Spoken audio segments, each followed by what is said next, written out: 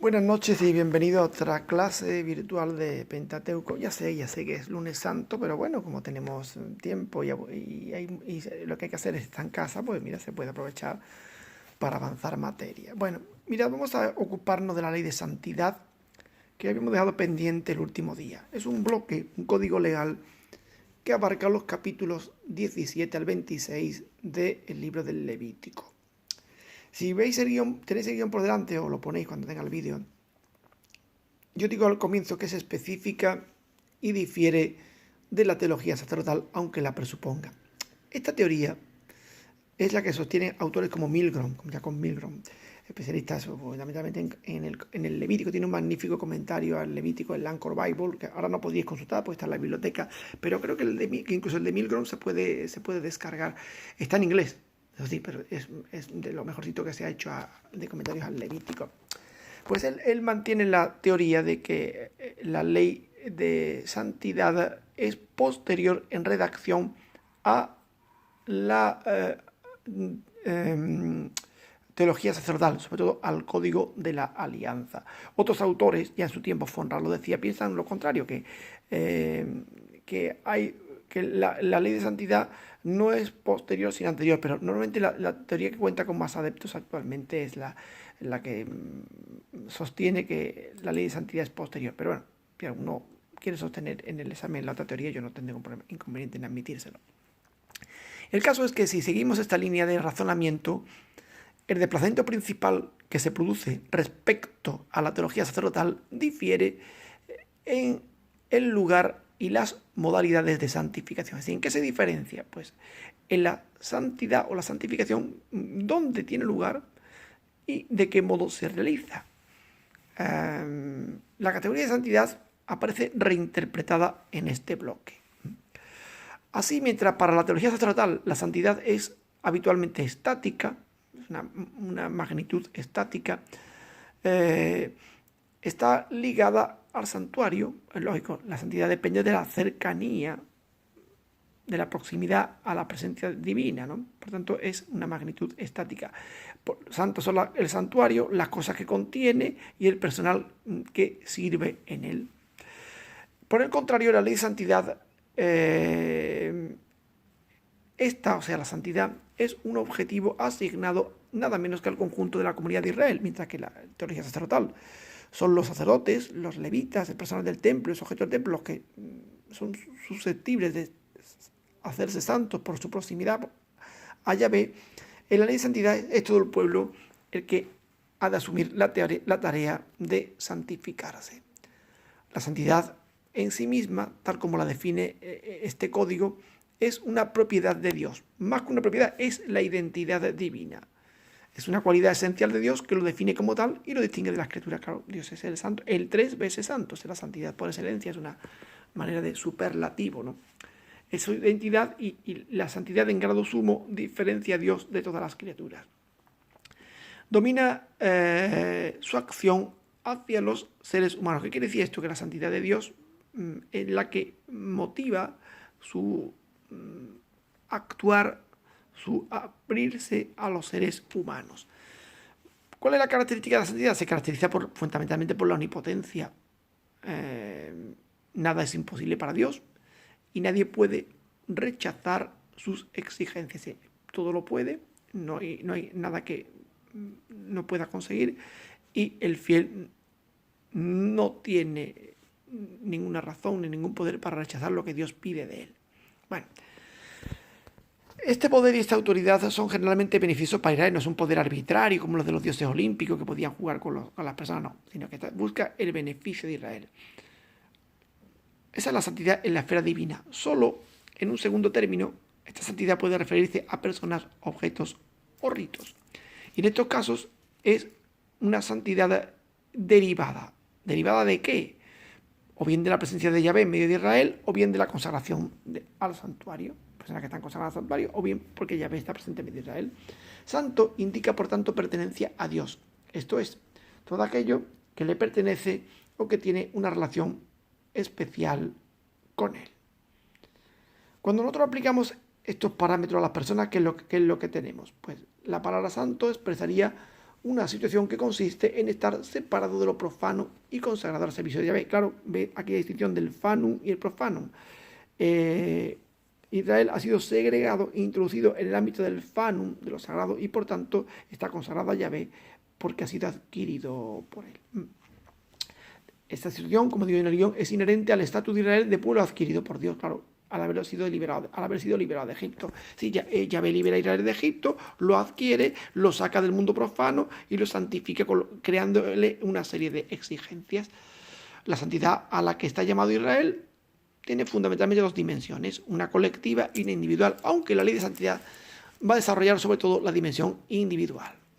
No encontramos, por ejemplo, expresiones tradicionales como pueblo santo, que es una de dimensión colectiva, que aparecería en Éxodo 19.6, Deuteronomio 7.6, Deuteronomio 14.2, etc. Lo que encontramos más bien en la ley de santidad son mandatos y exhortaciones a ser santos. Seréis santos u os santifico. Sin embargo, la dimensión colectiva no está del todo ausente, aparece de dos maneras.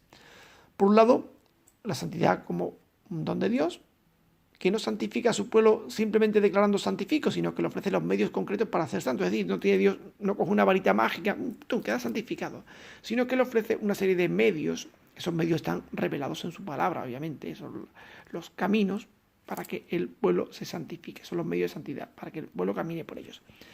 Y en segundo lugar, la santidad es una exigencia para todo el pueblo tomado en su conjunto, lo que se traduce en una legislación que hará a Israel un pueblo aparte. Es decir, cada israelita está llamado a la santidad, pero todo el pueblo a su vez está llamado y la legislación está destinada a conseguir que Israel sea un pueblo segregado, un pueblo separado de los otros.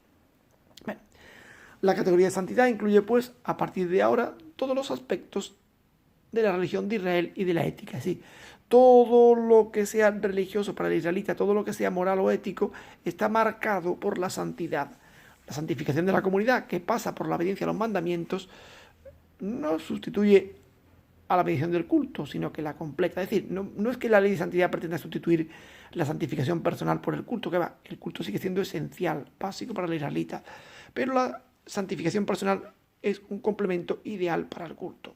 La vocación de Israel a la santidad es una mímesis, una imitación de Dios, en la que sacrificio y purificación están intrínsecamente relacionados con el fin de atraer y mantener la presencia divina. Claro, el fiel tiene al huésped divino dentro y lo va a mantener gracias al sistema sacrificial que estudiaremos en su momento oportuno en este mismo guión. Pero al mismo tiempo lo mantiene imitando esa característica divina que es la santidad. La santidad se mide, en primer lugar, de forma locativa, como ocurría en la literatura sacerdotal. Esto es, su grado es mayor a más proximidad al santuario en el que está presente Yahvé, claro, lo cual en buena parte depende del estado de pureza ritual. Por un lado, la ley de santidad da gran importancia a la pureza ritual porque al igual que los escritos sacerdotales, entendía que la proximidad al santuario otorga un plus de santidad o exige un plus de santidad y de pureza ritual por consiguiente. Bueno. Pero la categoría de santidad, y aquí sí tenemos una diferencia importante con los escritos sacerdotales, mientras que el tema de la pureza coincide con los escritos sacerdotales, hay una cosa que sí es distinta, contrariamente a lo que ocurre en aquellos otros escritos, se extiende más allá de los límites del santuario. Se desenvuelve también en otros ámbitos. ¿Cómo? ¿Qué otros ámbitos? Implica un riguroso respeto al orden establecido en la creación, sus límites y sus categorías. Ya lo veremos cuando estudiemos también los temas de la pureza ritual. Y hasta ahí, hasta cierto punto, también coincidiría con los escritos sacerdotales. Pero tenemos un último punto. Dado que el creador del universo es también principalmente el creador de su pueblo y el que lo ha liberado de la esclavitud, su santidad también es misericordiosa y liberadora. De manera que la llamada a la santidad que hace Yahvé a los israelitas es, por tanto, también una llamada a crear esas estructuras de liberación y de amor y de cuidado del prójimo que Yahvé crea para con su pueblo. De manera que esta llamada, la llamada a la santidad, se va a inscribir de una manera muy fuerte en el plano ético, suponiendo el rechazo a cualquier tipo de injusticia. Por un lado es la pureza ritual, la pureza cultural, pero por otro lado también la santidad implica esa actitud de Dios que libera, de Dios que redime, de Dios que ama. Y por eso el que se santifica tiene que vivirlo también en esta dimensión ética. La principal plasmación de la teología de la ley de santidad es, en el plano socioeconómico, la encontramos en el año jubilar, que está en Levítico 25. ¿Qué era esto del año jubilar? Bueno, pues tenía como finalidad reducir las tensiones sociales y fundamentar la igualdad entre los miembros de la comunidad de Israel. ¿Por qué? Bueno, porque el correr del tiempo hacía que algunos hubieran endeudado, que hubieran perdido sus tierras, que hubieran perdido sus bienes y que estuvieran en una situación precaria. El año jubilar permite una especie de amnistía de deudas.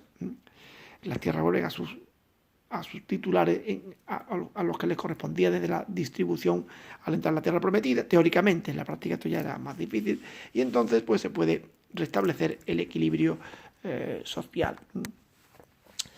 El año jubilar es prestado también como un medio de santificación del tiempo y por tanto es responsabilidad personal de cada cual y constituye al mismo tiempo el recuerdo de la soberanía de Dios sobre la tierra cuyo único propietario es Él. Levítico 25, 23 y siguientes. Y ya ves, propietario de la tierra y tú no puedes enajenarla ni cambiarla a tu capricho, a tu arbitrio. Llega un momento en que esa tierra revierte en aquellos a los que se la dio Él por primera vez.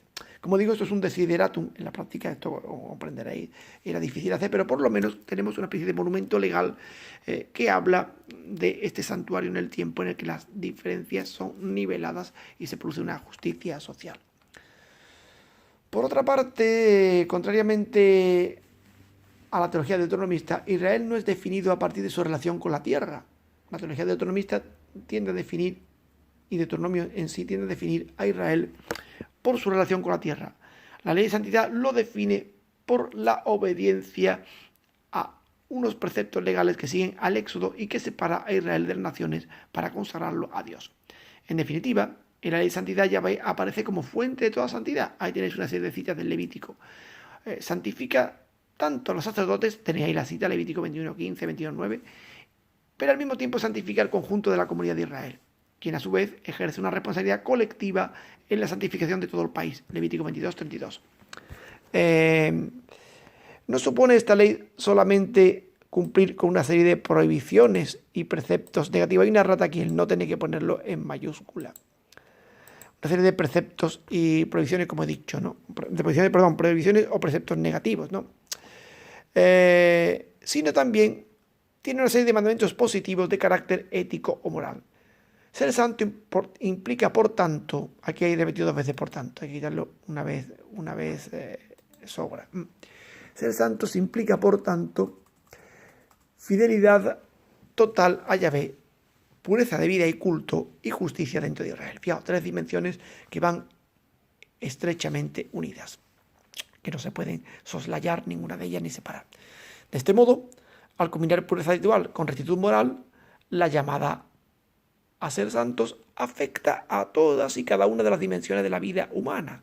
En síntesis, ya que Israel es el pueblo elegido por Yahvé y el ser humano lo representa en la tierra, como ya vimos en el rato sacerdotal de la creación, todo israelita debe expresar la santidad de Dios alejándose de todo lo que sea impuro o pecado, tanto en el ámbito cultural como en el ámbito ético. De forma y modo que ser santo es actuar de manera que cada aspecto de la vida sea un reflejo de la santidad divina, que uno lo imite en el vivir en todos los aspectos hasta lo más insignificante. Bueno, pues esto por lo que respecta a la ley de santidad. Pero claro, este no es el único código legal que tenemos. Veremos más adelante el código deuteronomista, que es también muy importante. Pero vamos a ver un poquitín la teología de los números, que también os la voy a explicar ahora en un segundo vídeo. Y después ya veremos el sentido de los mandamientos en el Deuteronomio, nada más para iniciarnos. Bueno, ahora os mando un segundo vídeo.